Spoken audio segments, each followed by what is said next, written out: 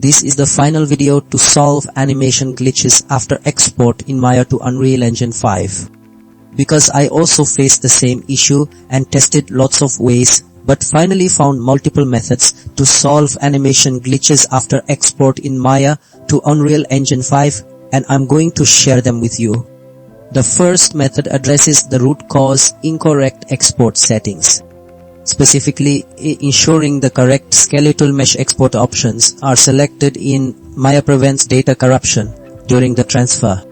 This works because Maya's exporter needs to be precisely configured to communicate skeletal hierarchy and animation curves in a format Unreal Engine 5 can natively interpret without translation errors.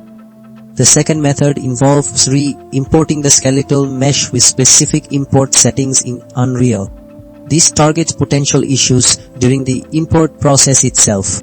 By adjusting parameters like import uniform scale or re-importing the mesh, we can correct any scaling discrepancies or data mismatches that occur when Unreal Engine first processes the Maya asset. The third method focuses on checking and cleaning the animation data within Maya itself. Sometimes stray keyframes or corrupted animation curves can cause unexpected behavior.